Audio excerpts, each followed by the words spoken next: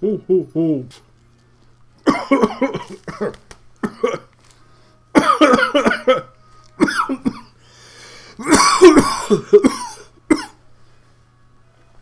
Well, ho, ho, ho, folks. Oh, my goodness. Well, it's Holy Smoking Pipe Padre here, looking a little bit like Carol Channing. Hi, folks. How are you all doing? Well, I tried to do the Santa beard thing here, and it's just not working. I don't know why I can't get my Santa pipe to work. But anyway, happy Christmas, Merry Christmas, blessed, peaceful Christmas to you. Yeah, old Holy Smoking Pipe Pod right here. And this is my little attempt at a Christmas video, So how you all doing? I'm smoking a nice clay pipe here.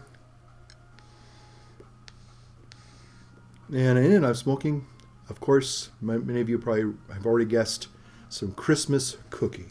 Okay. Now, I'm going to try, notice I said I'm going to try, to make a little Christmas video here, because I had a really interesting email sent to me, probably about a month ago, if I can find it now, from Cabal One. His name is Chris. He's from Deutschland, from Germany. Guten Abend, mein Freund. And Chris writes, he says, "Hi, Francis." He says, I hope you are doing well over there. I think that's what he means. And he says,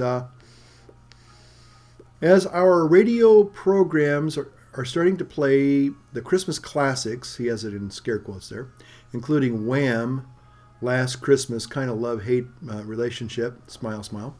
I asked myself how I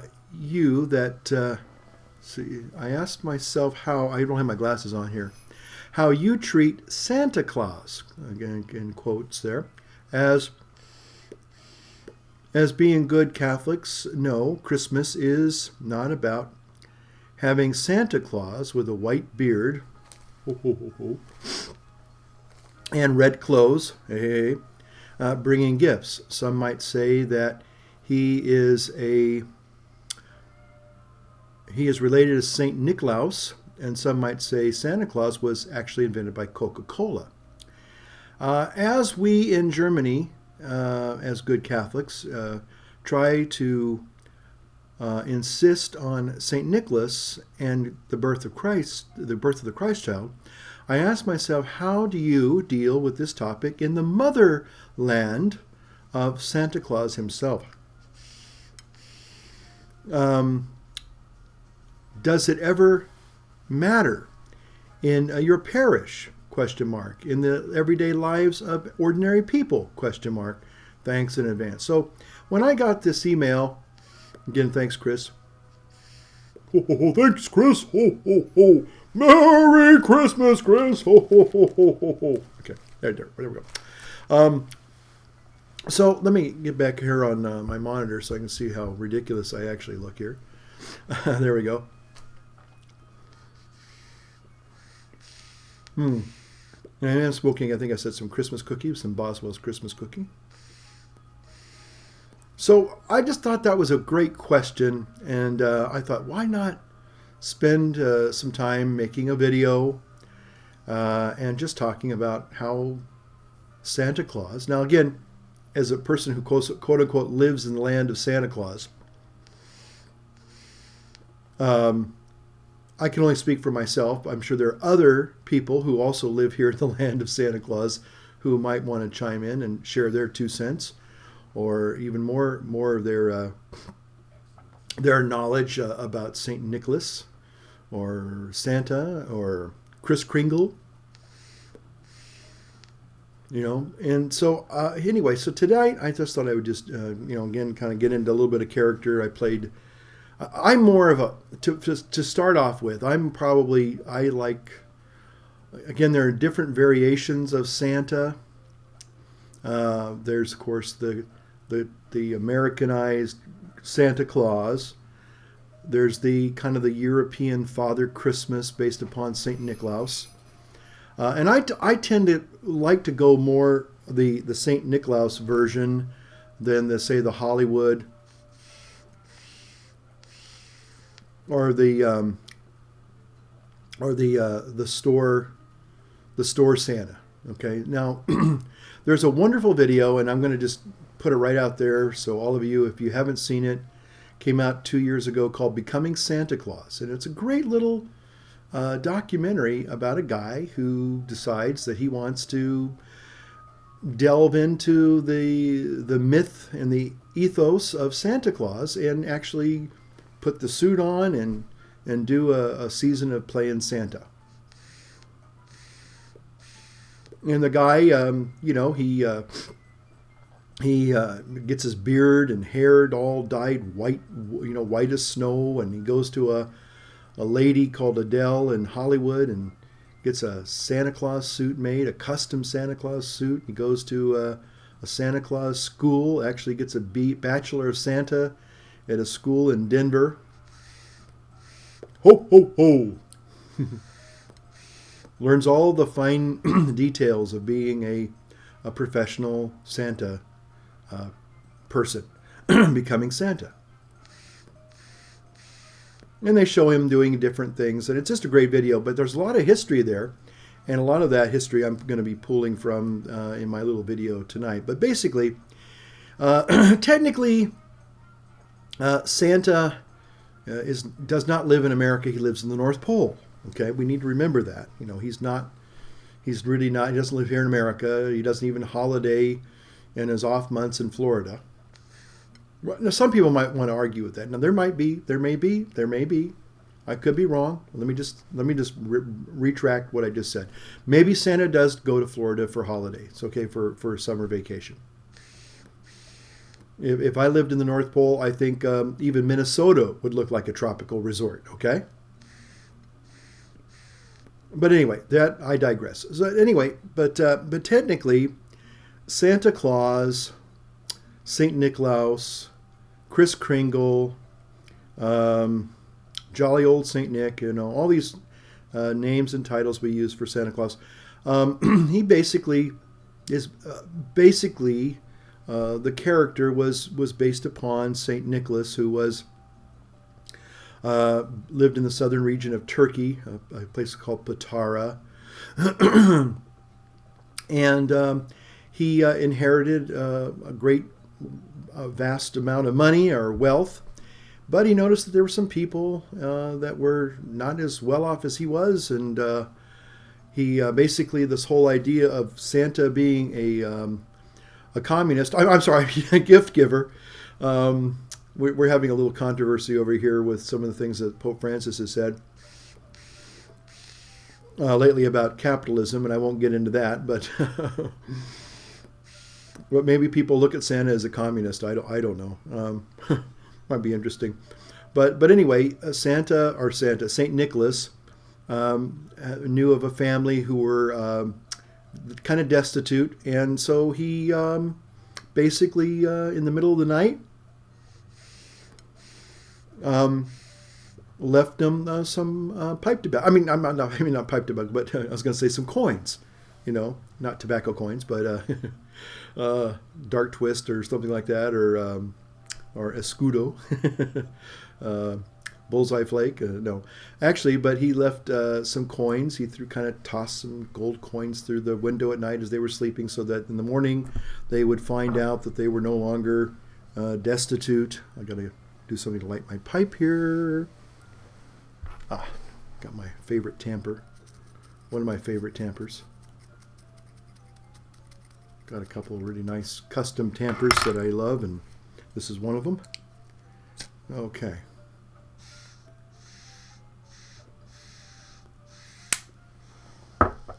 So anyway, Saint Nicholas was a bishop, and bishops, the liturgical color, if you will, or the ecclesiastical color of a bishop is red. and it says it is for cardinals, but Bishop wears a red hat, a red zucchetto, little skull cap. But in his piping on a cassock was red, and some of his more formal but unofficial liturgical garments are somehow there's a red associated color to them. But so a lot of times people will think that maybe Coca-Cola, because the colors of Coca-Cola are white and red, they kind of invented Santa Claus. But basically, and it's interesting that Santa was originally, when he was drawn by a German immigrant named Thomas Nast, N-A-S-T. And again, you can see a picture of the traditional Santa, the kind of Victorian Santa, on my Google Plus page there. But he shows Santa with a church warden pipe. It's probably not exactly a clay pipe, but it is a church warden. I don't know if he's smoking Christmas cookie, but if Boswell's is around, then I'm sure Santa would definitely be a guy who would have ordered lots of Christmas cookie. In fact, he probably would have been one of the Boswell's greatest patron there, because he would have been ordering Christmas cookie 365 days a year. It's that good. But anyway, so the thing that is interesting about St. Nicholas, Santa Claus, is that in some regards, as Santa began to, I wouldn't say evolve, but did kind of go through a slight change. He still had the red suit, but it wasn't quite associated as with being a bishop or any kind of an ecclesiastical person, religious person. And around the middle 1800s, again, he became more and more the Santa that we kind of see today. But what I wanted to talk about is that I thought was interesting that when Coca-Cola kind of decided that Santa Claus would be kind of this wonderful, if you will, spokesperson for their beverage. Now, it was interesting because when soft drinks were originally invented at the turn of the century, in the early 1900s, they were a summertime drink. I mean, most people wouldn't think, even to this day, if you're really, thinking about it logically, why would you want to drink a cold drink on a cold day, on a cold winter morning or afternoon or evening? That just probably wouldn't appeal to a lot of people. But what Coca-Cola thought to do is, well, wait a minute, here's this character named Santa, and he's going throughout the world, and it's got to be a real tiring job. And you know what? Santa would want a little pick-me-up. Coca-Cola also, in the beginning, did have some cocaine, I guess, in it, the original recipe. And I guess it got people going. It was the pause that refreshed, I guess, for some people. It was the original 5-hour energy drink and then some. And so they were realizing that maybe we could start, increasing winter revenues by having Santa, this really lovable looking Santa character drinking a Coke, kind of taking a little break from, the working around the clock, getting the presents ready and so on and so forth. And so every year they would have a little Santa campaign in the winter for Coca-Cola and to produce to promote their product. But it's interesting that when you look at some of the original pictures of Santa, he has a pipe. And I thought, let's be realistic, or let's be honest. Again, now in our politically correct days, we don't want to have anything to do with tobacco or smoking or anything like that because it's really bad and evil. And we don't want to corrupt kids and things like that. And again, we're not here to promote underage smoking. Overage smoking, that's different. But what I would say is that for those of us who enjoy our pipes, and all of you out there do, let's face it, on a cold winter day, that bowl in your hands. Now this is a clay pipe, and most of you know that it would be rather foolhardy to try and touch the clay pipe, because that's why there's this little nubbin right down there so you can hold it without burning yourself. But the bottom line is a briar pipe, or maybe even a meerschaum pipe perhaps, or just a good nice pipe, good standard, pipe. On a cold day in your hands feels pretty darn good. One of the original hand warmers in the world. But, I think you can also see Santa smoking a pipe. On one hand, to kind of keep his hands warm, whether he's out there in the sleigh, or he's out there looking at reindeer, or he's in the workshop there with the elves, But, also a pipe can be a nice way to take a break. Whether it's trying to figure out, how many naughty and nice kids you got out there. Or let's say you're delivering the presents at 1 o'clock in the morning and you realize that Rudolph got off track, and the navigation instruments are not reading correctly. Well, what are you going to do? Well, you may pull over to the side of the road, light up a pipe, and kind of figure it out, Or maybe, just maybe, when you get home after delivering all those presents to all those millions of kids, in 24 hours, you got to be a little tired, and you probably, before you're ready to go to sleep, or whatever it is, you probably just say, I'm just going to sit down and I'm just going to take a break. I'm going to relax. And I'm going to relax with my pipe. There you go. So I can see that Santa has been done a great disservice by our politically correct world by taking his pipe away from him.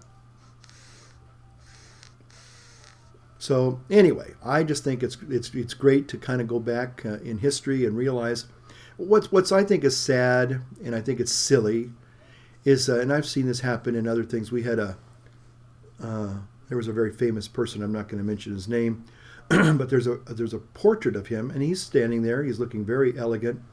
It was probably painted in the 1930s, late 1930s, or maybe 40s. But anyway, this is a very dashing gentleman. And there's a picture of him, and in the picture he has a cigarette, and that's just the way he was portrayed, and it looks very dignified. It's not anything like promoting. It's not like a commercial for Lucky Strike or anything like that. But the guy was known as pretty much a smoker, and he had a picture of him holding a cigarette, which you'd probably see him in real life smoking. But later in life, in future doctored up pictures, the cigarette was gone. And I always felt they did a disservice to the character of the man. They did a disservice to the history. And I just thought, when we start getting that politically correct about things, I think it's kind of a little bit of an injustice, that's all. And so for some people to go on an anti-Santa pipe kick, crusade, whatever, I think it's, one, they're overreacting,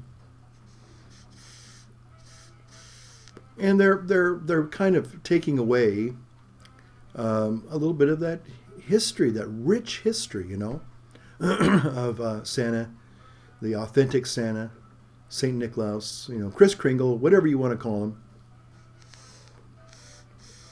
And I just think that we need to just recognize that Santa usually, and I remember. This goes back many years, trying to find a figurine of a Santa with a pipe. And I remember looking around. There's a place in Michigan called Always Christmas. At least it used to be there. I hope it still is. It's a little Christmas village. And it's 24, it's 365 days a year. It's Christmas there. And they sell, anything Christmas you can imagine, whether it's lights or figurines or artificial trees or, whatever, elves. I don't know if they sell elves there. But anyway, you get the message there. Anyway, but I remember looking for a Santa figure, because every year they come out with these kind of cool Santa figures. And, some of them, they got different Santas from different countries. And, and they have Norman Rockwell type Santas, but their figurines are not paintings. And I just remembered I was looking for a Santa with a pipe. And I remember when I asked for that, I kind of got, the person was not, shall we say, amused. They thought, why would you want that?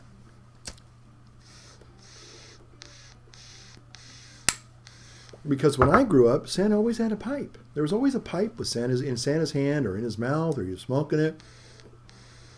And I noticed that as the years went on, we didn't see a lot of that. So anyway, I'm just here to kind of talk about Santa. Now, as far as Santa and his pipe goes. But to get back to Chris's, I kind of got up there in a little tangent there. That was my little soapbox there. Thank you for letting me vent. Advent there. I know that was bad. Oh, that was really bad. But but being in the land of perpetual Santa, well, not perpetual Santa, but does it matter?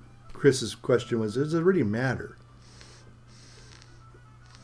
Do you see Santa, Saint Nicholas, having anything to do maybe in your parish? Well, the reason why I'm wearing this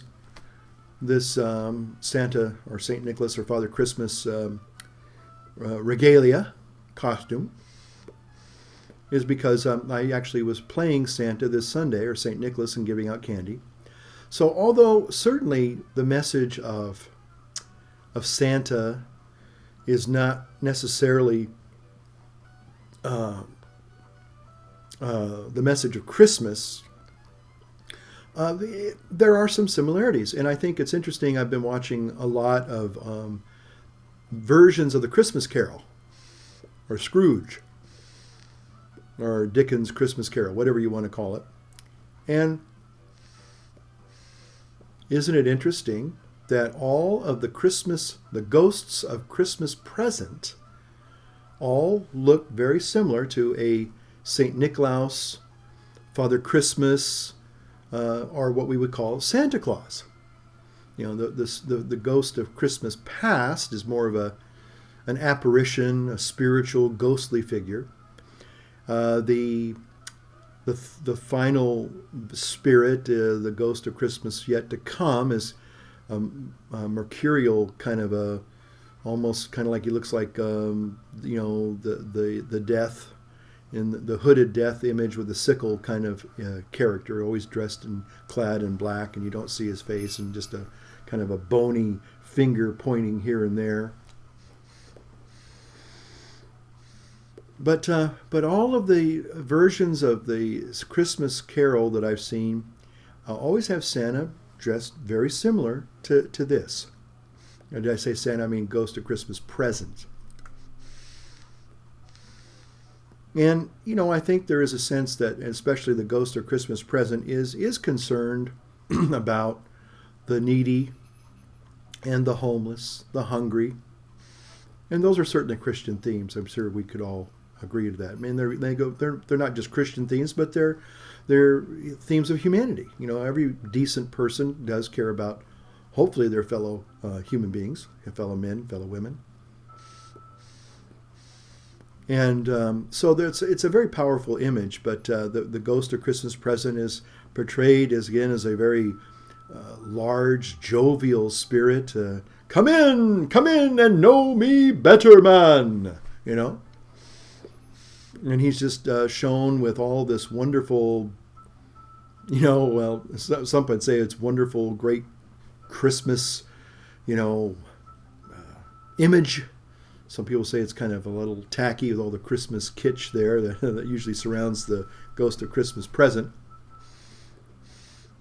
But there's this lavishness to him, and there's, banquet, kind of like in a banquet hall with, burning candles and huge goblets of red wine, and rich food, and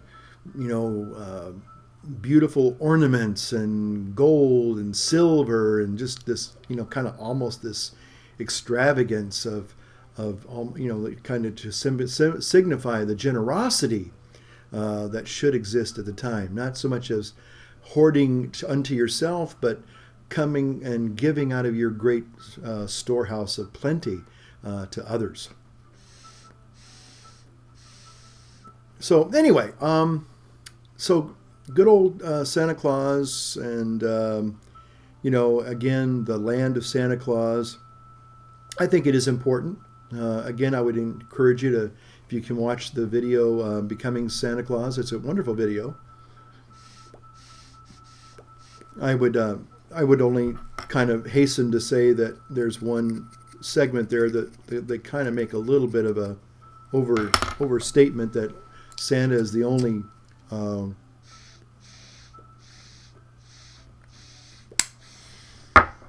concept of charity in our country today, and I hasten to say that certainly is not accurate.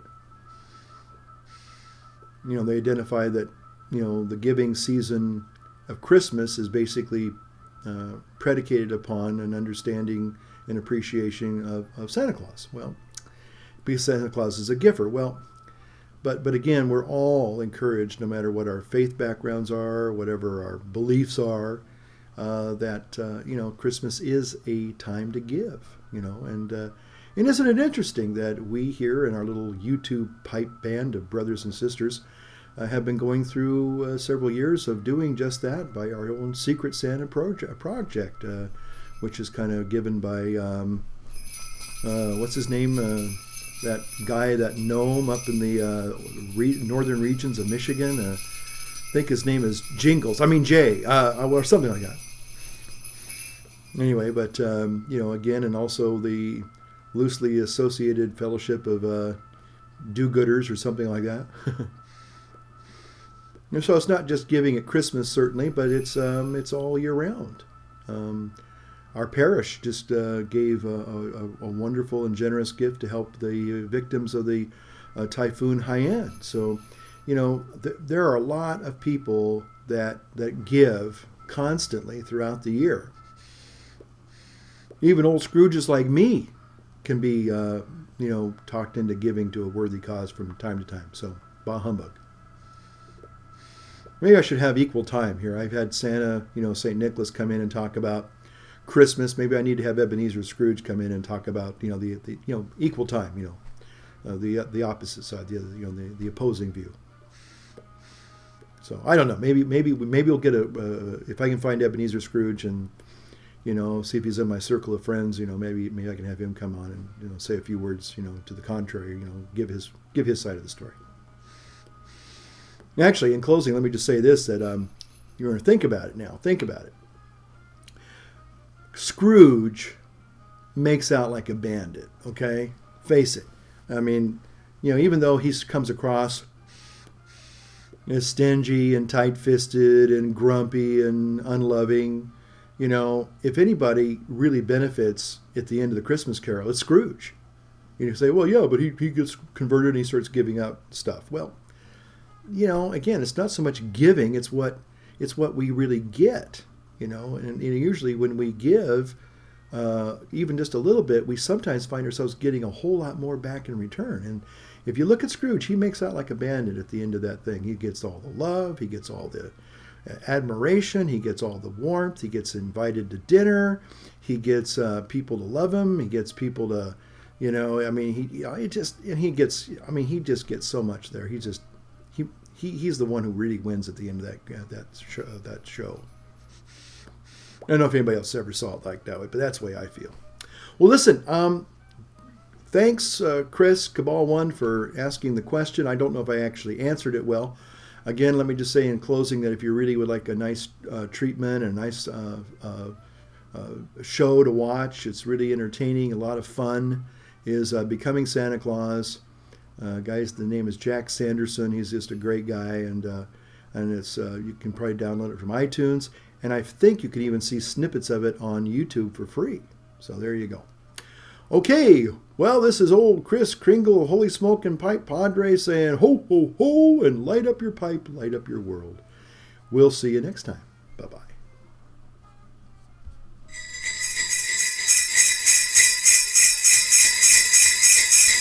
Ho, ho, ho. It's Santa here. A very Merry Christmas and the happiest New Year.